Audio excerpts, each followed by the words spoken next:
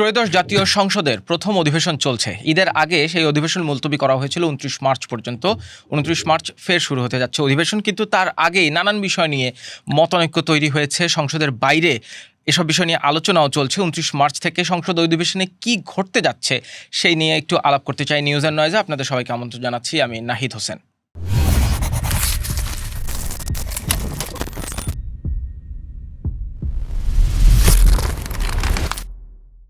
News and নয়েজে আমার সাথে আছেন আজকে সাংবাদিক আমিন আল রশিদ। আমিন ভাই, আপনাকে আমন্ত্রণ। ধন্যবাদ। আপনি তো সংসদ নিয়ে দীর্ঘদিন রিপোর্টিং করেছেন, দীর্ঘদিন সাংবাদিকতা এই সংসদ নিয়ে কাজ করেছেন। শুরুতে যেটা একটু জানতে চাই, সংবিধান সংস্কার পরিষদ এইটা সবচেয়ে বেশি আলোচনায় ছিল এই বর্তমান সরকার দায়িত্ব নেওয়ার আগে থেকেই।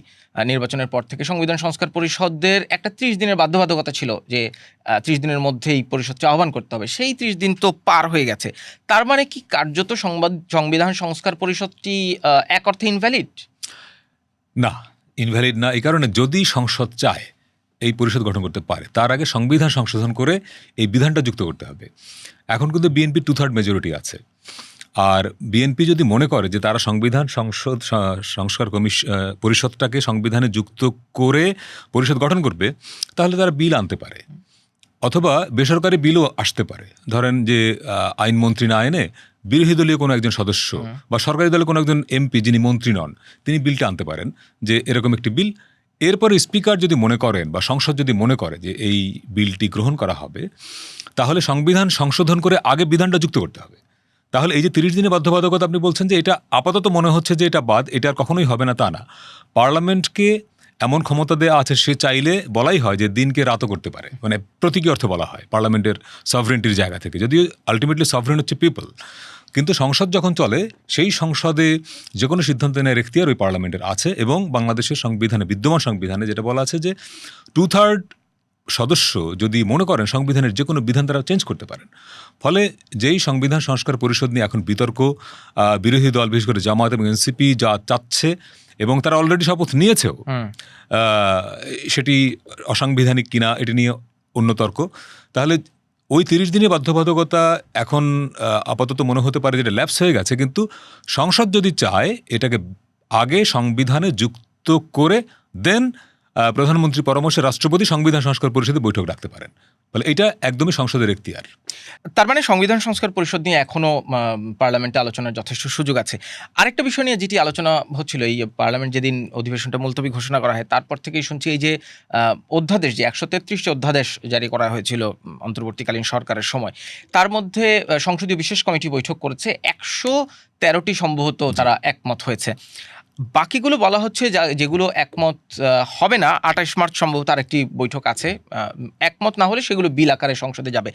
এই জায়গার মানে কার্যপ্রণালী বিধি অনুযায়ী এই প্রক্রিয়াটা একটু বলবেন, মানে কোনটা সংসদে বিল আকারে উঠবে, কোনটা উঠবে না? দেখেন, 133টি অধ্যাদেশের মধ্যে অনেকগুলো অধ্যাদেশ ছিল তাৎক্ষণিক প্রয়োজন মেটানোর জন্য। ধরেন সিটি কর্পোরেশনের প্রশাসক নিয়োগ করা হবে, তারপরে ধরেন বঙ্গবন্ধু শেখ মুজিব মেডিকেল বিশ্ববিদ্যালয়ের নাম পরিবর্তন করে করা হবে বাংলাদেশ মেডিকেল বিশ্ববিদ্যালয়। এগুলো ছিল তাৎক্ষণিক সিদ্ধান্ত নেওয়ার ক্ষেত্রে। এবং যেসব জিনিস অলরেডি ডান, যেগুলোর এখন কার্যকারিতা নাই, প্রশাসক নিয়োগের বিষয়ে এখন আলোচনা করার দরকার নেই, এটা তো পাস্ট। ফলে যেসব ঘটনা, মানে যেসব অধ্যাদেশ ওই সময়ের প্রেক্ষাপটে জরুরি ছিল, যেগুলো এখন আর এই সরকারের টানার প্রয়োজন নাই, এগুলোর ব্যাপারে দ্বিমত হওয়ার সুযোগ নাই। এই যে 113টা একমত হয়েছে আপনি বললেন, সেই 113টার মধ্যে এই অধ্যাদেশগুলো আছে যেগুলো নিয়ে এখন আলোচনা করারই প্রয়োজন নাই, ওগুলো অটোমেটিক পাস হয়ে গেছে। ফলে পার্লামেন্টে আইন আকারে তোলারও প্রয়োজন নেই, বিল আকারে তোলারও প্রয়োজন নাই। এটা হলো এক। তাহলে এর বাইরে যেগুলো থাকে, এর মধ্যে দুটি ভাগ।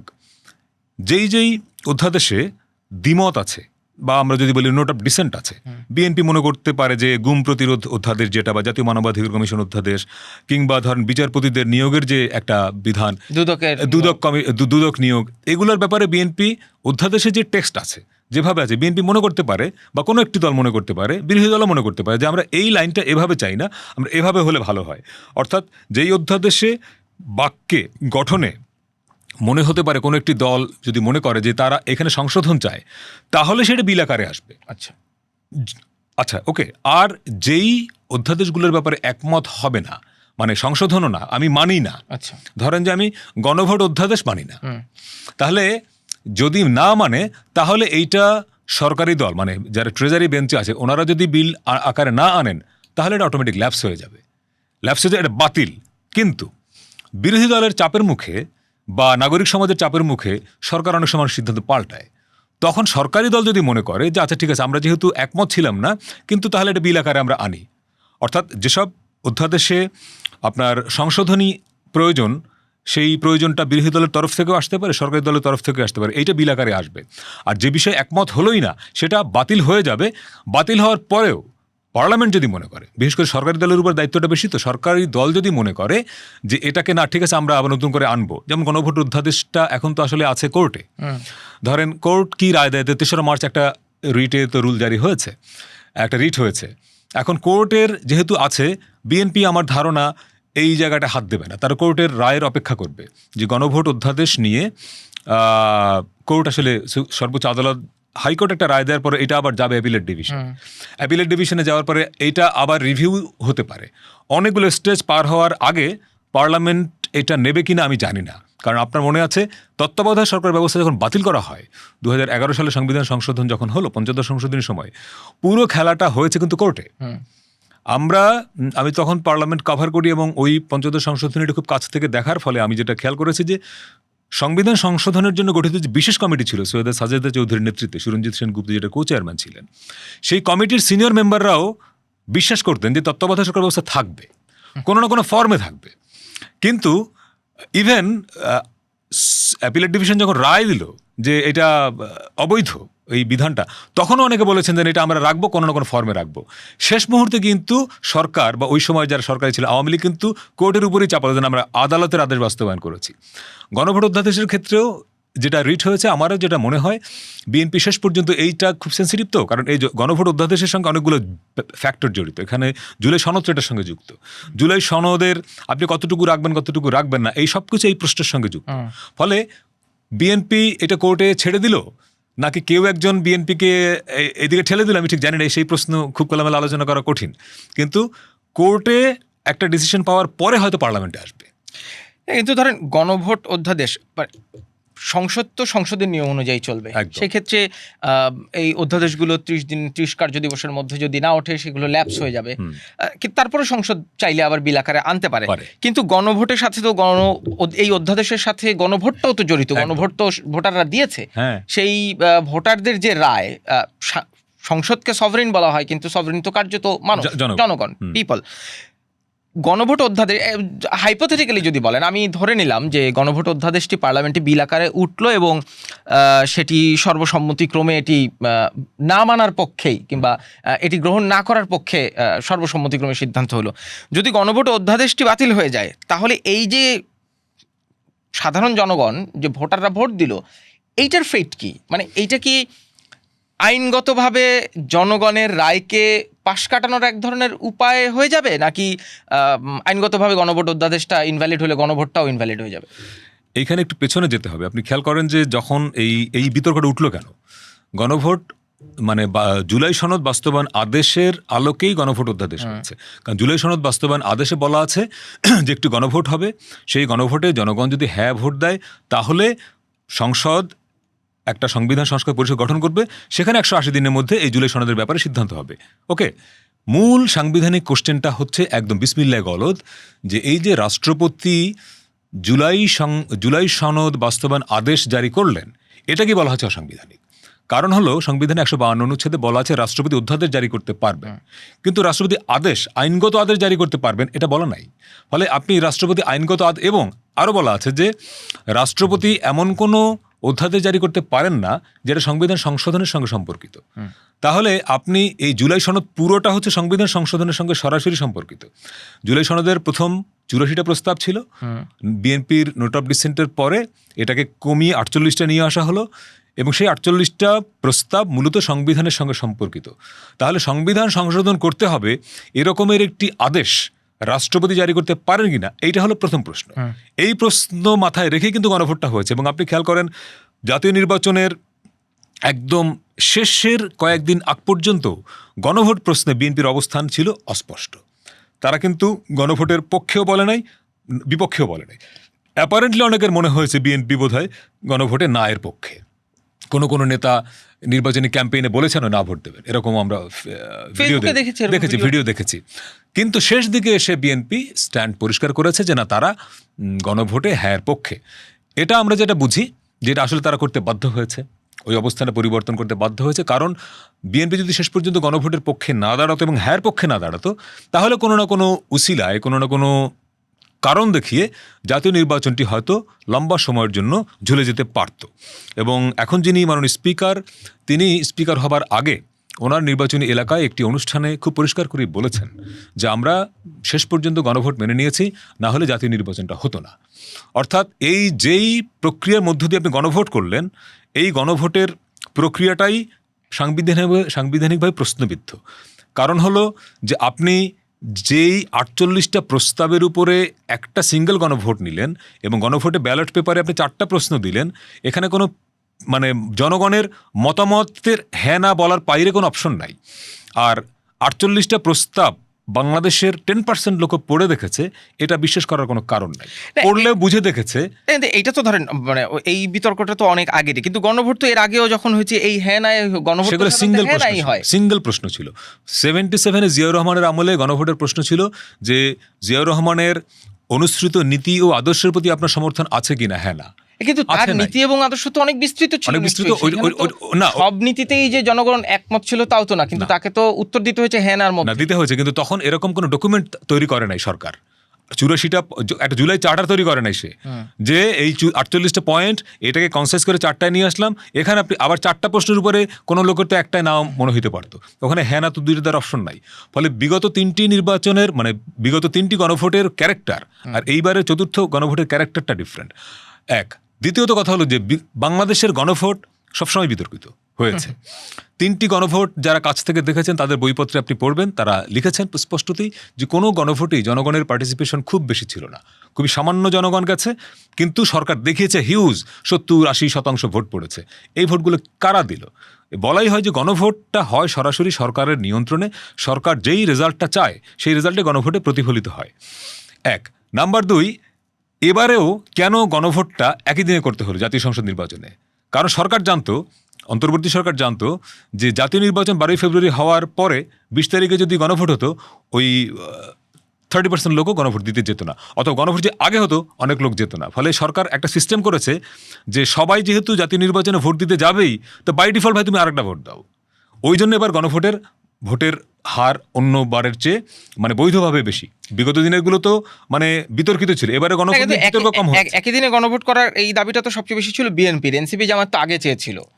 হ্যাঁ, বিএনপির দাবি ছিল। আমি বলছি যে প্রক্রিয়ার জায়গায় যে এই প্রক্রিয়াটা করাই হয়েছে যাতে করে বিএনপি ওইটাই ভেবেছে যে একসঙ্গে মতামতটা নিয়ে নেই। কিন্তু বিএনপিতে কিন্তু আপনি দেখেন যে গণভোটের যে প্রক্রিয়া গণভোট হচ্ছে এটার সমালোচনা করেছে, কিন্তু মেজর হাফিজ তো পরিষ্কার করেছেন তারা এই প্রক্রিয়ার গণভোটের দাবিটার সঙ্গে একমত হয়েছেন, না হলে জাতীয় নির্বাচনটা পিছিয়ে যেত। তারা চেয়েছে যে কোনো মূল্যে নির্বাচনটা হোক। আপনি জুলাই সনদ বাস্তবায়ন আদেশ রাষ্ট্রপতি দিতে পারে কি পারে না, এটা প্রশ্নবিদ্ধ বলছিলেন, এটাও অনেকদিন ধরে চলছে। যারা এটার পক্ষে তারা একটা ব্যাখ্যা দেন যে সংবিধানের 152তে যে ব্যাখ্যাগুলো আছে সেখানে বলেন আইন অর্থ কোনো আইন, অধ্যাদেশ, আদেশ, বিধি, প্রবিধান, উপ আইন, বিজ্ঞপ্তি ও অন্যান্য আইনগত দলিল এবং বাংলাদেশ আইনের ক্ষমতা সম্পন্ন যে কোনো প্রথা বা রীতি। এইখানে যে আদেশ শব্দটি ব্যবহার করা হয়েছে সংবিধানে, এই 152 এই শব্দটি নিয়ে তো তারা এর পক্ষে এক ধরনের যুক্তি দাঁড় করেন যে এই আদেশ যদি সংবিধান অনুযায়ী আদেশটি কেন আইন হিসাবে গণ্য করা হবে না?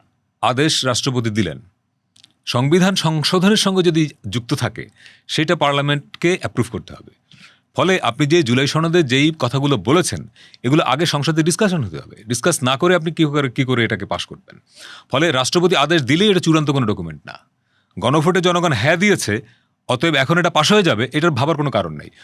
এবং বিগত সরকার এমন কোনো ডিসিশন দিতে পারে না যে পরবর্তী সংসদ এটা করতে বাধ্য হবে।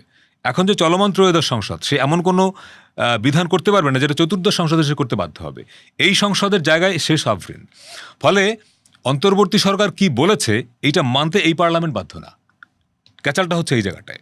ফলে এই সংসদকেই ডিসাইড করতে হবে জুলাই সনদের সে কতটুকু মানবে না। এইখানে বিকল্প যে পদ্ধতিতে যাওয়া দরকার, আমার ধারণা সেই জায়গাটি শেষ পর্যন্ত যাবে যে এই যে জুলাই সনদের 48টা পয়েন্ট, সবগুলো পয়েন্টে বিএনপি একমত হবে না, হবার কোনো কারণও নাই। তাহলে এগুলো যদি সিঙ্গেল একটা প্রস্তাব আকারে আসে অথবা ইন্ডিভিজুয়ালি প্রস্তাব আকারে আসে। সবগুলো প্রস্তাবের ব্যাপারে সিঙ্গেল আনার প্রয়োজনে, যেমন ধরেন যে বাংলাদেশের রাষ্ট্রভাষা বাংলা, এইটা নিয়ে তো কারো কোনো দ্বিমত নেই। এটা হলো জুলাই সনদের 1 নম্বর প্রস্তাব। এই প্রস্তাবটা দেওয়ার কি কারণ, আমি এর কোনো ব্যাখ্যা খুঁজে পাই না। সংবিধানে অলরেডি তো আছে আমার যে রাষ্ট্রভাষা বাংলা, এটাকে আবার 1 নম্বর প্রস্তাবে আনা কোনো দরকার ছিল না। ফলে এখানে কোনো ডিবেট নাই। ডিবেট হতে পারে 70 অনুচ্ছেদ নিয়েও কোনো ডিবেট নাই। 70 অনুচ্ছেদ এখন যেভাবে আছে, এটা বিএনপি আওয়ামী লীগ বিএনপি জামাত সবাই একমত। কিন্তু প্রধানমন্ত্রী একই সঙ্গে প্রধানমন্ত্রী সংসদে থাকতে পারবেন কি পারবেন না, এটা নিয়ে বিএনপির রিজার্ভেশন আছে। না, সে তো জুলাই সনদে নোট অফ ডিসেন্টও দিয়েছে। নোট অফ ডিসেন্টও দিয়েছে। ফলে এইটা কি করে পাস হবে? তাহলে এই প্রস্তাবটা যদি আপনি বিল আকারে আনেন, তখন ডিসকাশন হবে। ওইখানে সংসদের সংখ্যাগরিষ্ঠ সদস্যরা যদি বলে যে হ্যাঁ, একই ব্যক্তি সংসদ নেতা প্রধানমন্ত্রী থাকতে পারবেন, পারবেন না। অর্থাৎ আমি বলছি যে পুরোটাই সংসদের এখতিয়ার। আপনি একটা গণভোট নিয়েছেন এবং একটি জুলাই চার্টার করেছেন, অতএব সেই গণভোটে জনগণ হ্যাঁ দিয়েছে বলেই এইটা পার্লামেন্ট মেনে নিতে বাধ্য, ওইটা না। ফলে রাষ্ট্রপতির আদেশ দেয়াটা, আমি যেটা আবার বলি, আদেশ তিনি দিতে পারেন, কিন্তু আপনি দেখেন বাংলাদেশের প্র্যাকটিসটা কি। বঙ্গবন্ধু সরকারের পরে রাষ্ট্রপতির কিন্তু ওইভাবে আদেশ জারি হয় নাই, যা হয়েছে অধ্যাদেশ। এবং অধ্যাদেশ কখন জারি হয়? যখন পার্লামেন্ট থাকে না এবং তাৎক্ষণিক প্রয়োজন মেটানোর জন্য। জুলাই সনদ তাৎক্ষণিক প্রয়োজন মেটানোর বিষয় না। জুলাই সনদ দীর্ঘমেয়াদী রাষ্ট্র সংস্কার। দীর্ঘমেয়াদী রাষ্ট্র সংস্কার has to be done by the parliament.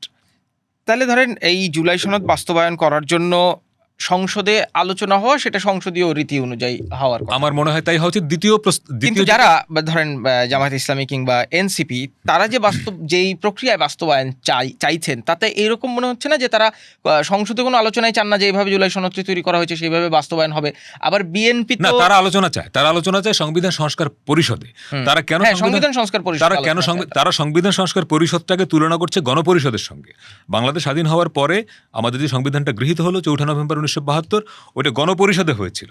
তো এখন তারা প্রথমে কিন্তু গণপরিষদের কথা বলেছিল, আপনার যদি মনে থাকে। জুলাই অভ্যুত্থানের পরে মানে জামাত এবং এনসিপির তরফ থেকে বারবার বলা হচ্ছিল গণপরিষদ হবে, যেই নির্বাচনটি হবে ত্রয়োদশ নির্বাচন, সেটি হবে গণপরিষদের নির্বাচন। সেই গণপরিষদে সংবিধান সংশোধন হওয়ার পরে, নতুন সংবিধান লিখিত হওয়ার পরে জাতীয় নির্বাচন হবে। এটি ছিল তাদের প্রথম দাবি। কিন্তু তারা সেই দাবি থেকে পরে সরে এসে গণপরিষদ শব্দটিকে তারা মানে একটু রিফর্ম করে বলেছে সংবিধান সংস্কার পরিষদ। এই কারণে তারা বলছে যে সংসদের চেয়ে গণপরিষদ অনেক বেশি পাওয়ারফুল। গণপরিষদ একটা সংবিধানকে পুরো নতুন করে লিখতে পারে, কিন্তু সংবিধান সংশোধন পুরোটা পারে না, তার কিছু লিমিটেশনস আছে। যেমন পঞ্চদশ সংশোধনীর সময় কিছু প্যাচ লাগিয়ে দেওয়া হয়েছে যে 1/3 সংশোধনীর মতো 1/3 অনুচ্ছেদ সংশোধন অযোগ্য, এটা করে দেওয়া হয়েছে। এটাও আমি মনে করি অসাংবিধানিক। তারপরে আবার আপনি 7-এর খ যেটা যুক্ত করা হলো, যে আপনি সংবিধানে কোনো সমালোচনা করতে পারবেন না, এটা পরিবর্তন উদ্যোগ নিলে রাষ্ট্রদ্রোহ হবে, এ কিছু মানে বিপজ্জনক ধারাও যুক্ত করা হয়েছিল। কিন্তু যদি সংবিধান সংস্কারের জন্য আপনি গণপরিষদ করতেন, তখন কিন্তু আপনার হাতে অবারিত ক্ষমতা, শুধুমাত্র সংবিধান সংশোধনটা আপনি করবেন। ওই জন্য তারা চায় যে সংবিধান সংস্কার পরিষদে আলোচনাটা হোক, যাতে করে তারা যেভাবে সংবিধানটাকে চায়, দেখতে চায়। তারা তো বারবার বলে 72-এর সংবিধান ছুঁড়ে ফেলে দেবো, 72-এর সংবিধানে কবর রচনা করতে হবে। তো 72-এর সংবিধানে কবর রচনা করতে হলে সংবিধান সংস্কার পরিষদটা মনে করে তারা যে এইটা হলে শক্ত হয়। কিন্তু আমি মনে করি যে যেই প্রস্তাবগুলো আছে 48টা দফায়, 48টা প্রস্তাবে, এখানে অনেকগুলো প্রস্তাব খুবই ভালো। আমি নিজেও মনে করি এই প্রস্তাবগুলো পাস হওয়া উচিত, সংবিধানে যুক্ত হয়। যেমন ন্যায়পালটা সংবিধানে যুক্ত হওয়া দরকার। আপনার সাংবিধানিক প্রতিষ্ঠানগুলো নিয়োগের এখন যে পদ্ধতিটা আছে, একেবারেই সরকারের এখতিয়ার বা সরকার প্রধানের এখতিয়ার, এই জায়গাটা তো চেঞ্জ হওয়া দরকার। এটা তো একটা সিস্টেমের মধ্য দিয়ে আসা উচিত। আপনি চিফ জাস্টিস কাকে নিয়োগ করবেন বলা আছে সংবিধানে যে রাষ্ট্রপতি প্রধানমন্ত্রীর সহিত পরামর্শ করিয়ে করিবেন, কিন্তু কীভাবে হয় সেটা তো আমরা জানি। প্রধানমন্ত্রী যাকে চান তার বাইরে প্রধান বিচারপতি বাংলাদেশে কোনো কি পরামর্শ জানতে চাইতে পারবেন না, সংবিধান অনুযায়ী আদৌ পরামর্শ দিয়েছেন তাও আপনি চ্যালেঞ্জ করতে পারবেন না। ফলে এই জায়গাগুলো চেঞ্জ তো হওয়া দরকার। ফলে আমি মনে করি যে এই সংশোধনীগুলো বিদ্যমান পার্লামেন্টের সম্ভব, কিন্তু বিরোধী দল তারা সংবিধান সংস্কার পরিষদের পক্ষে কথা বলছে দুটি কারণে। এক, যেহেতু এটা জুলাই সনদে আছে, তারা জুলাই সনদটাকে হুবহু বাস্তবায়ন চায়। দ্বিতীয়ত, তারা মনে করে যে মানে কনভেনশনাল পার্লামেন্টে ডিসকাশন করে, যেহেতু বিএনপি 2/3 মেজরিটি আছে, বিরোধী দলের মধ্যে বড় ভয় হলো এই, যেহেতু বিএনপি 2/3 মেজরিটি, ফলে ম্যাক্সিমাম প্রস্তাব বিএনপি বাতিল করে দেয় কিনা। এই সংবিধান সংস্কার পরিষদেও তো তাদের 2/3 মেম্বার অফ দি পার্লামেন্টই থাকবেন। একই কথা, তারা যদি মেজরিটি ভোট বিপক্ষে দেয়, আলটিমেটলি কোনো একটা লাভ নাই। কিন্তু তারা মনে করে যে সংবিধান সংস্কার পরিষদটা হলে এটা ভবিষ্যতে আনচ্যালেঞ্জ থাকবে মনে করে। আর মনে করে যে জুলাই সনদে যেহেতু বলা আছে, ফলে সনদটাকে রেসপেক্ট করা। এখন জুলাই সনদ বাস্তবায়ন চাই না, জুলাই সনদ বাস্তবায়ন করব না, এই কথা বিএনপি কিন্তু বলে নাই। বিএনপি বলছে তারা যেসব পয়েন্টে একমত হয়েছে সেগুলো তারা করবে, আবার তারা যেসব পয়েন্টে একমত হয় নাই সেগুলো অনেকগুলো আবার জামায়াত এনসিপি একমত হয়েছে।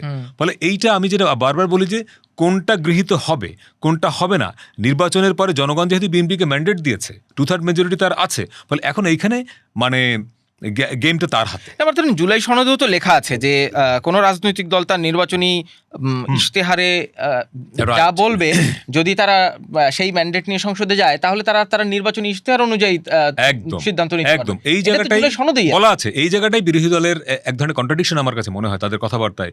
তারা মনে করে, বিশ্বাস করে যে জুলাই সনদে যা আছে হুবহু পাশ হয়ে যেতে হবে, কারণ এই জুলাই সনদের পক্ষে জনগণ হ্যাঁ ভোট দিয়েছে। ব্যাপারটা এটা না, জনগণ হ্যাঁ ভোট দিয়েছে, বুঝে হোক না বুঝে হোক, হ্যাঁ তো জয়যুক্ত হয়েছে। তাহলে জনগণ গণভোট হ্যাঁ দেওয়ার অর্থই না যে 48টা প্রস্তাব হু পাশ হয়ে যাবে, তাহলে পার্লামেন্টের কোনো এখতিয়ার থাকে না। ওই লাইনটাও তো জুলাই সনদেরই লাইন। জুলাই সনদের এইটা তো, এই কথাটা তো বিরোধী দল বলে না। বিরোধী দল কিন্তু এই লাইন, আপনি যে লাইনটা বললেন, এই লাইনটি তারা কিন্তু একবার উচ্চারণ করে নাই, যে সংসদে যারা সংখ্যাগরিষ্ঠ দল থাকবে বা যারা নির্বাচনী ইশতেহারের সঙ্গে, অনেকগুলো বিএনপির নির্বাচনী ইশতেহারের সঙ্গে অনেক দফা তো জুলাই সনদের সঙ্গে ম্যাচ করে, 70 অনুচ্ছেদ ম্যাচ করে। তো একই ব্যক্তি 10 বছরের বেশি প্রধানমন্ত্রী থাকতে পারবেন না, এটা তো বিএনপির নির্বাচনী ইশতেহারেও আছে, আবার জুলাই সনদেও আছে। তাহলে এখানে তো কোনো ক্লাশ নাই।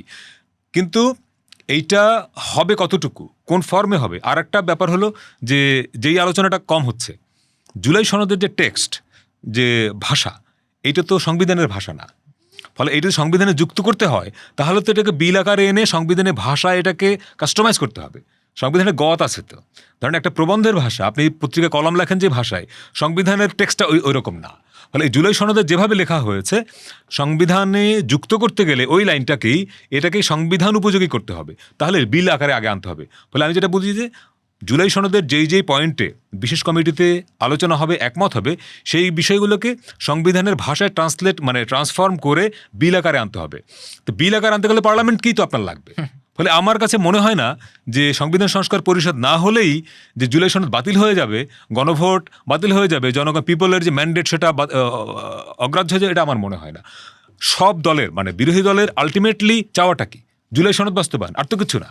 গণভোট আপনি বাদ দেন, সংবিধান সংস্কার পরিষদে বাদ দেন, আপনার গোলটা কি? জুলাই সনদে আমি যে 48টা প্রস্তাব আছে আমি এটা বাস্তবায়ন চাই, তাই তো ফাইন। তো এটা আপনি বিদ্যমান পার্লামেন্টে আলোচনা করতে পারেন। এই সমঝোতাটাই দরকার, যে আমরা, এবং যেসব প্রস্তাবে মনে করবে বিএনপি একমত না, আপনি সেটা বিলে আনেন না, পার্লামেন্ট ডিসকাস করেন। আর এবারে যে 70 অনুচ্ছেদ যেভাবে আনা হচ্ছে, যে অর্থ বিল এবং আস্থা বিলের বাইরে যে কোনো বিষয়ে আপনি ওপেন কথা বলতে পারবেন, তো আগে এইটা যদি থাকে তাহলে আপনি এমপিদেরকে কথা বলার একটা অভয় দিয়ে দেন না। এমনও তো হইতে পারে যে বিএনপি নীতিগতভাবে একটা পয়েন্টে একমত, কিন্তু তার এমপিদের একটা বিরাট অংশ ওটার সঙ্গে দ্বিমত করতে পারে। তো এই প্র্যাকটিসটা শুরু হোক না। ফলে 2/3 মেজরিটি আছে বলেই বিএনপি দলীয়ভাবে যা চাইবে তা হয়ে যাবে, এমনটা নাও হতে পারে। ফলে আমরা এই এক্সপেরিমেন্টের মধ্যে কখনো যাই নাই। আমাদের যে 70 অনুচ্ছেদ যেরকম এখন আছে, এইটারও কখনো প্র্যাকটিস হয় নাই। এখানে বলা আছে কেউ যদি দল থেকে পদত্যাগ করে আর দলের বিরুদ্ধে ভোট দেয়, দলের বিরুদ্ধে ভোট মানে কি? এখন আইনের বিরুদ্ধে আর ভোট দিতে পারছেন না আপনি। ধরেন ডিজিটাল সিকিউরিটি অ্যাক্ট যখন হয়, তখন সরকারি দলের কোনো এমপি এর বিরুদ্ধে কথা বলে নাই, সে মনে করেছে যে এই বিলের বিরুদ্ধে কথা বলে দলের বিরুদ্ধে ভোট। আলটিমেটলি তা তো না। কেউ একজন যদি সাহস করে বিলের বিরুদ্ধে সংশোধনী দিতেন, তারপরে তার মেম্বারশিপ চলে যেত, উনি কোর্টে গেলে কোর্ট ওনার পক্ষে রায় দিত, এটা আমার ধারণা।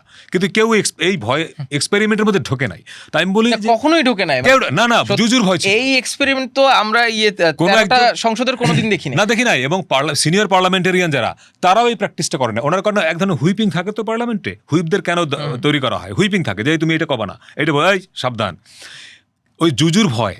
কিন্তু পার্লামেন্টে বিদ্যমান সংবিধানে যেইভাবে এখনো আছে আপনার 70 অনুচ্ছেদ, এটাও স্মার্ট। কিন্তু এইটার আমরা ভুলভাল ব্যাখ্যা দিয়ে এটা প্র্যাকটিস করতে, এখন তো যেটা প্রস্তাব করা হচ্ছে আরও স্মার্ট, আরও পরিষ্কার। তাইলে ভাই, এই জুলাই সনদের যেসব প্রস্তাবে বিএনপি দলীয়ভাবে একমত না, এমপিরা যদি মনে করে কোনো এমপি যে আমি এইটা একমত, বিএনপি একমত না হলে আমি একমত, সমস্যা নেই, এই আলোচনাগুলো হতে পারে। কিন্তু আমরা ওই ডেমোক্রেটিক প্র্যাকটিসের মধ্যে ঢুকছি না, ওইটা ঢোকা জরুরি। অধিবেশন শুরু থেকে তো দেখেছেন যে কদিন চলেছে, এক ধরনের প্রাণবন্ত সংসদই বলা যেতে পারে। বেশ আলোচনা হয়েছে, কথাবার্তা হয়েছে, কিন্তু যে অনৈক্যগুলো তৈরি হয়েছে, এই অনৈক্যগুলো মীমাংসার জন্য কি এই 29 মার্চ থেকে আবার যখন বসবে অধিবেশন, সেই প্রাণবন্ত সংসদটাই আপনি সম্ভাবনা দেখেন, নাকি আলোচনা হলেও একটা অমীমাংসার দিকেই থেকে যাচ্ছে? দেখেন, এবারে কারণ দুই রাজনৈতিক দল কিন্তু মানে রাজনৈতিক নেতারা যেভাবে অন্তত বাইরে বলছেন, তারা দুই দলে কিন্তু যথেষ্ট রকম রিজিড। আপনি একটা জিনিস দেখেন যে এবারের পার্লামেন্টে যারা আছেন তাদের মধ্যে মানে সরকারি বিরোধী দল উভয়, এদের মধ্যে বেসিক কিছু জায়গায় খুব বেশি তফাৎ নাই, আদর্শিক জায়গায় খুব বেশি তফাৎ নাই। আমি এটা খুব পরিষ্কার করেই বলি, অধিবেশনের প্রথম দিনে একটা বিরাট ঘটনা ঘটেছে পার্লামেন্টে, যে শোক প্রস্তাবে বিএনপির এমপি চিফ হুইপ, সংসদের চিফ হুইপ, তিনি শোক প্রস্তাবে 3টি নাম যুক্ত করার প্রস্তাব করলেন। মানবতা বিরোধী অপরাধে দণ্ডপ্রাপ্ত জামাত নেতা নিজামী মুজাহিদ সাঈদীর নাম যুক্ত করতে উনি প্রস্তাব করলেন, এবং স্পিকারের চেয়ারে বসা তিনি একজন বীর মুক্তিযোদ্ধা, বীর বিক্রম, তিনি without any debate, without any discussion উনি বললেন এটা যুক্ত হয়ে যাবে। আমি নাগরিক হিসেবে প্রত্যাশা করেছিলাম যে এই প্রশ্নে অন্তত একটা আলোচনা হোক, যে এই নামগুলো আমরা শোক প্রস্তাবে যুক্ত করবো কিনা। পার্লামেন্ট সবাই যদি হ্যাঁ বলে যুক্ত হবে, কিন্তু আমি নাগরিক হিসেবে প্রত্যাশা করেছিলাম একটা ডিসকাশন অন্তত হোক, নতুন প্রজন্ম দেখুক যে একটা হেলদি ডিবেট হচ্ছে, যে আমি কেন নিজামী মুজাহিদ সাঈদী ওনাদের নাম শোক প্রস্তাবে যুক্ত করব, কেন এই যুক্তিতে করব, আর যারা বিরোধী তারা আমি এই যুক্তিতে করবো না, এই ডিবেটটা ছাড়াই এই যে। এবং এরপরে বিরোধী দলের তরফ থেকে আরও অনেকগুলো নাম দেওয়া হলো, speaker without any discussion, any debate উনি কিন্তু পাশ করে দিলেন। কিন্তু আবার ধরেন গোলাম আজমের নাম নাই, সেটা নিয়েও আলোচনা হয়েছে। গোলাম আজমের নাম নাই, সেটা অন্য কেন নাই সেটা ওনারা ভালো বলতে পারবেন, না আমরা একটা রিপোর্টও করেছিলাম। রাইট, গোলাম আজমের নাম নাই। এখন আমি বলছি যে এই কারণে বললাম যে বেসিক অনেক জায়গায় মুক্তিযুদ্ধের প্রশ্ন, এই আলোচনাটা হলে তো ধরেন সংসদে এক ধরনের মীমাংসাও হয়ে যেত হয়তো, আমরা বুঝতে পারতাম যে বিএনপির স্ট্যান্ডটা কি। আমরা বিএনপির স্ট্যান্ডটা এখন মনে হলো কি যে মুক্তিযুদ্ধ প্রশ্নে, মানবতা বিরোধী অপরাধের প্রশ্নে, মানবতা বিরোধী অপরাধের যে ট্রাইব্যুনাল গঠন করা হয়েছিল সেই প্রশ্নে জামাতের যে অবস্থান, বিএনপির অবস্থানও তাই। তো এটা যদি হয় তাহলে এটা একটা বিরাট ইস্যু। এই ইস্যুতে যেহেতু বিএনপি জামাতের মনে হলো যে এক সরকারি বিরোধী দল, তাহলে অন্য ইস্যুতেও খুব বেশি ডিবেট হবে। আপনি দেখবেন যে অ্যাপারেন্টলি ওয়াকআউট হবে, ওয়াকআউট তো সংসদীয় গণতন্ত্রের অংশ। আবার তারা রাষ্ট্রপতি যখন বক্তব্য শুরু করলেন, ওনারা প্ল্যাকার্ড দেখিয়ে বেরিয়ে গেলেন, এটা প্রস্তুতি, এটা এক ধরনের, আমার কাছে মনে হয় সবকিছু এক ধরনের সমঝোতা তাদের মধ্যে আছে। ফলে 29 মার্চ থেকে যেটা শুরু হবে, যা কিছুই হবে না কেন আমার মনে হয় সমঝোতার মধ্য দিয়ে হবে। আপনি বাইরে থেকে দর্শক হিসেবে দেখবেন যে অনেক হাউকাউ হচ্ছে, ওয়াকআউট হচ্ছে, সংবিধান সংস্কার পরিষদ ইস্যুতে ওয়াকআউট হয়তো হয়ে যাবে, সংবাদ সম্মেলন হবে, দিন শেষে এরা সংসদ থেকে বেরিয়ে যাবে, পদত্যাগ করবে, আন্দোলন গড়ে তুলবে, আমার সেটা মনে হয় না। কারণ আদর্শিকভাবে এই দলগুলোর মধ্যে বেসিক কিছু জায়গায় এক ঐকমত্য আছে। এক, দ্বিতীয়ত জুলাই অভ্যুত্থানে এই দলগুলো তো একসঙ্গেই ছিল।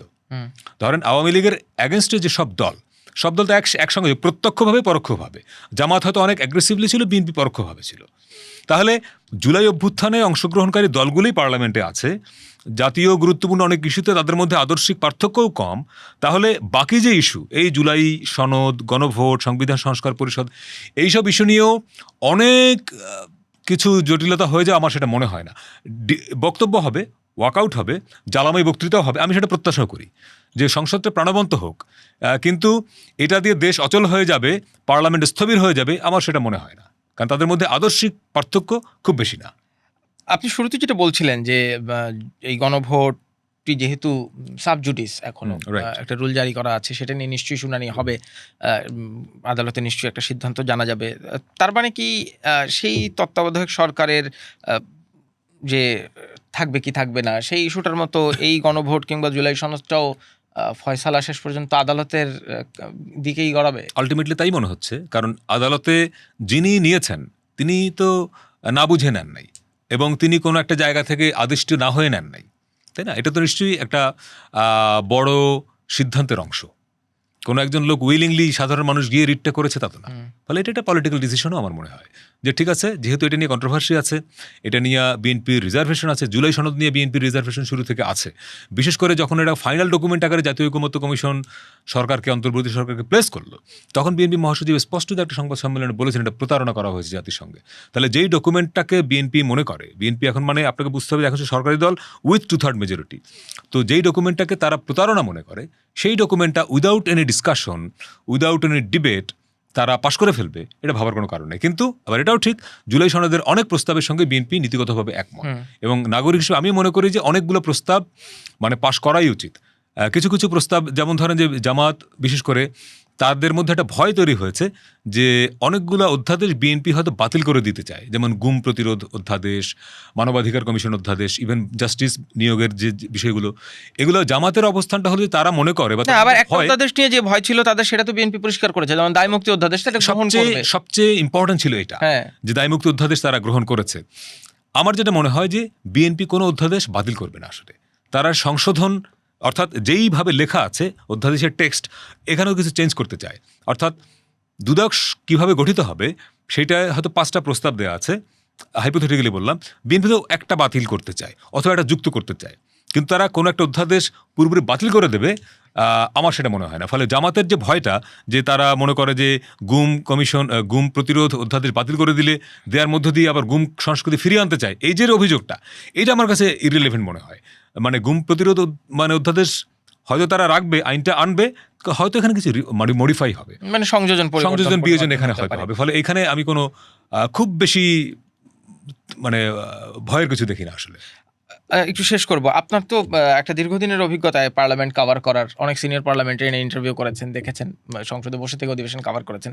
এইবারের সংসদের একটা বিশেষত্ব বলতে পারি, এবার অধিকাংশ সংসদ সদস্য জীবনের প্রথমবারের মতো সংসদ সদস্য হয়েছেন, এমনকি মন্ত্রিসভায় প্রায় অর্ধেকই হচ্ছে প্রধানমন্ত্রী নেতা দুইজনই প্রথম এমপি। মন্ত্রিসভায় অর্ধেকের বেশি সম্ভবত, আমি হিসাব করলে দেখবো যে তারা প্রথমবারের মতো এমপি হয়েছেন এবং মন্ত্রী হয়েছেন। সংসদের সদস্যদের কার্যপ্রণালী বিধি বোঝা কিংবা সংসদের এই প্র্যাকটিসের মধ্যে ঢোকা, প্রথম যে কয়দিনের অধিবেশন দেখলেন, কি মনে হলো? মানে এই সংসদটা কি নতুন সংসদ সদস্যদের হাতে প্রাণ ফিরে পাচ্ছে? প্রথম অধিবেশনের, কারণ আমরা স্পিকারকে দেখেছি অনেকবার অনেক সদস্যকে কারেকশন আসছিলাম আমি, যে উনি কারেকশন করে দিচ্ছিলেন, যে আপনি দেখে পড়ছেন। এই প্র্যাকটিস বিগত সংসদেও দেখেছি, যে অনেক এমপি দেখে দেখে বক্তৃতা দেন এবং কার্যপ্রণালী বিধিতে পরিষ্কার বলা আছে আপনি দেখে পড়তে পারেন না। হ্যাঁ, আপনি নোট নিতে পারেন, কিন্তু হুবহু মাননীয় স্পিকার দাড়ি কমা সহ প্রবন্ধ পাঠ করে যাবেন, এটা সংসদীয় রীতির সঙ্গে যায় না, এটা বেআইনি না, অসাংবিধানিক না, এটা রেওয়াজ। তো এইভাবে কার্যপ্রণালী বিধিটা সব এমপির পড়া ফরজ, কারণ ওইখানে আপনি কি করবেন না করবেন, ইভেন স্পিকার যখন কথা বলেন তখন, যেমন আমরা খুতবা যখন শুনি চুপ থাকতে হয়, তো এটা ওরকম তুলনা করা হয় যে স্পিকার যখন কথা বলেন তখন আপনি চুপ থাকবেন, এবং স্পিকার যখন কথা বলেন তখন আপনি আপনার নিজের চেয়ারে থাকবেন। সেটা তো স্পিকার বলছিলেন একজন সংসদ সদস্যকে, আরেকজনের চেয়ারে বসে গিয়ে, হ্যাঁ, যে কোন সংসদ সদস্যকে নিয়ে স্পিকার যখন কথা বলবেন তিনি নিজ আসনে থাকবেন, এবং আপনি আপনার যখন বক্তৃতা দিতে দাঁড়াবেন আপনার চেয়ারে বসবেন, আপনি আরেকজনের চেয়ারে গিয়ে বক্তৃতা দিতে পারবেন না। এই যে ছোট ছোট এই যে রেওয়াজগুলো, এগুলো পরিষ্কার করে কার্যপ্রণালী বিধিতে বলা আছে, এটা সব এমপির পড়তে হয়। আর কিছু ওরিয়েন্টেশন ওনাদের ইনহাউস হয়, যেমন ধরেন একটা দুটো আইএনজিও আছে, ওরা বিভিন্ন সময় এই এমপিদেরকে ওরিয়েন্ট করে বাই রোটেশন, ধরেন 50 জনের আজকে, 20 জনের আজকে, এর মধ্যে দিয়ে ওনারা ক্যাপাবিলিটি অর্জন করেন। এইটা পুরোটা ডিপেন্ড করে পার্সন টু পার্সন। ধরেন আমি অনেক ইয়াং এমপিদেরকে দেখেছি যে যারা প্রথম এমপি হওয়ার পরেও ডাক সাইটে পার্লামেন্টারিয়ানের মতো কথা বলেছেন, আন্দালিব রহমান পার্থ ধরেন। আবার অনেক পার্লামেন্টারিয়ান 2-3বার এমপি হওয়ার পরেও দেখা যায় যে সে বক্তৃতা ঠিকমতো দিতে পারে না, কারণ ওই প্র্যাকটিসের মধ্যে ঢোকেন নাই। কারণ এমপিদের একটা বড় অংশই তো বিজনেসম্যান থেকে আসছেন বিগত দিনে, এখন ওনার স্কুলিংটা ডিফারেন্ট, উনি ওইটা শেখা, এই বয়সে এসে শেখা, সংবিধানটা বোঝা, একটু পড়া। ইভেন এই যে সংসদে এমপিদের একটা বড় কাজ হচ্ছে, যেটা নিয়ে আলোচনা কম হয়, সংসদীয় কমিটিগুলো, বিলটা ড্রাফট হওয়ার পরে পার্লামেন্টে প্লেস হওয়ার পরে এটা কিন্তু যায় সংসদীয় কমিটিতে, ওইখানে পুঙ্খানুপুঙ্খ বিশ্লেষণ করতে হয়। এখন যে লোক আইনের কাঠামোটা বোঝে না, যে বিল বোঝে না, সে পার্লামেন্ট, ওই দেখা গেল যে আইন মন্ত্রণালয় সম্পর্কিত স্ট্যান্ডিং কমিটির সে সদস্য, সে চুপচাপ বসে আছে, কারণ সে তো কোনো ইনপুট দিতে পারতেছে না। তাহলে আগে তাকে এই বিষয়গুলো, যে কারণে আপনি দেখবেন যে অতীতে যারা এমপি হতো, আমি একটা লিস্ট করেছিলাম যে 72-এর আমাদের যারা সংবিধান ওই গণপরিষদের মেম্বারদের, সংবিধান প্রণয়ন কমিটি 34 জনের মধ্যে 25 জনই আইনের ছাত্র ছিলেন, তাই না? তো এখন ধরেন ওই স্কুলিংটা তাদের, আর এখন তো আমাদের ধরেন আইনের ছাত্র লাগে না, মানে পড়ালেখা না করলেও আইন প্রণয়ন হওয়া যায়। ফলে এখন এই কার্যপ্রণালী বিধিটা পড়া এবং একদম স্কুলিংয়ের মধ্যে যাওয়া, ওনাদের প্রথম 6 মাস আপনাকে ধাক্কা খেতে হবে। এর মধ্যে দিয়ে যারা সত্যি শিখতে চাইবেন, ধরেন এবার পার্লামেন্টে নতুন যারা আছেন তার মধ্যে জোনায়েদ সাকিও নতুন, কিন্তু তিনি পার্লামেন্টটা বোঝেন বলে আমি জানি, কারণ ওনার যে স্কুলিং, উনি আইন কানুনটা বোঝেন, সংবিধানটা বোঝেন, ফলে ওনার জন্য শেখা খুব সহজ হবে। আবার অনেক আছেন যারা একবারে নতুন, কিন্তু এই প্রসেসের মধ্যেই ছিলেন না, তাদের জন্য একটু সময় লাগবে। যদি শিখতে চান আর ওই স্কুলিংটা প্রপার থাকে, ট্রেনিংটা ইনহাউস ট্রেনিংটা যদি হয়, যেমন বিএনপি কিন্তু দ্রুত মানে গুলশান কার্যালয় কিন্তু একটা ওরিয়েন্টেশন আয়োজন করেছে, জামাত এনসিপি করেছে কিনা আমি জানি না। ফলে এরকম ওরিয়েন্টেশন করে যারা পার্লামেন্টারিয়ান অভিজ্ঞ, ইভেন প্রফেসর যারা দীর্ঘদিন পার্লামেন্ট নিয়ে কাজ করেছেন, ওনাদের কাছ থেকে শেখার আছে। ইভেন পার্লামেন্ট সবচেয়ে ভালো বোঝে কারা? পার্লামেন্ট সবচেয়ে ভালো বোঝে পার্লামেন্টের কর্মকর্তা কর্মচারীরা। ধরেন ড্রাফট শাখা বা অমুক শাখা তমুক শাখা, ইভেন জনসংযোগ শাখায় যে জুনিয়র ছেলেটা কাজ করে, ও অনেক এমপির চেয়ে ভালো পার্লামেন্ট বোঝে, ও অনেক রীতিনীতি ওদের ভালো বোঝে। ফলে এদের কাছ থেকে শেখা, ফলে এই শেখা পড়ার মধ্য দিয়ে যদি ওনারা যান, শিখতে চান, কার্যপ্রণালী বিধিটা হাতে রাখেন, সংবিধানটা হাতে রাখেন, তাহলে ধীরে ধীরে শিখে ফেলবেন, তাহলে একটা পার্লামেন্ট ভাইব্রেন্ট পার্লামেন্ট হবে।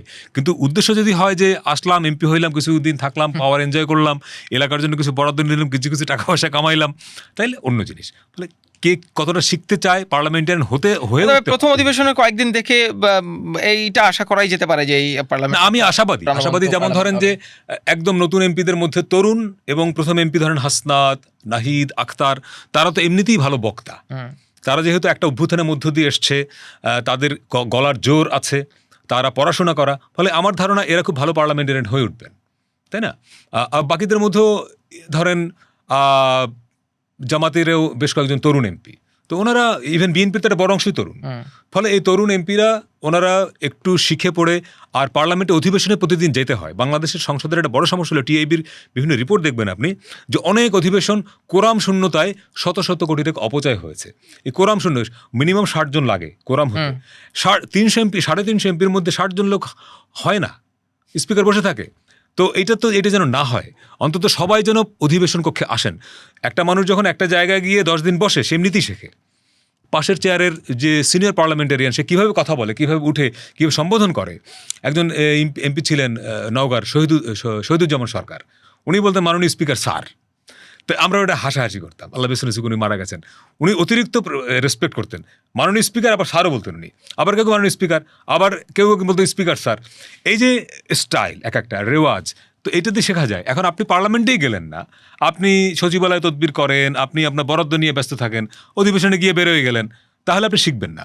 মানে যেটা আমরা আগে খুব বেশি দেখেছি, কোরাম সংকটে অধিবেশন ডিলে হচ্ছে, বড় বড় রিপোর্ট আছে, টিআইবি রিপোর্ট আছে। ফলে এইটা যেন এবার না হয়, যেহেতু নতুন এমপিদের বেশি বেশি পার্লামেন্টে যেতে হবে, এবং কোরাম সংকট হবে না। 350 এমপির যেন 350 যেন থাকে, 250 যেন থাকে। আমরাও নাগরিক হিসেবে সেই প্রত্যাশা করি একটা প্রাণবন্ত সংসদ অধিবেশন দেখার পুরো সংসদের সময়কাল জুড়ে। আপনাকে ধন্যবাদ আমিন আল রশিদ আমাদের সময় দেওয়ার জন্য। কথা বলছিলাম সাংবাদিক আমিন আল রশিদের সাথে, যিনি একটা বড় সময় এই পার্লামেন্ট কভার করে কাটিয়েছেন। 29 মার্চ থেকে যে অধিবেশন ফের বসতে যাচ্ছে, ত্রয়োদশ জাতীয় সংসদ নির্বাচনের পর এই সংসদের অধিবেশনগুলো প্রাণবন্ত হবে এবং সবাই বাংলাদেশের জনগণকে মাথায় রেখেই সংসদ সদস্যরা আইন প্রণেতায় উঠবেন। সবাইকে ধন্যবাদ নিউজ নয়েজ দেখার জন্য।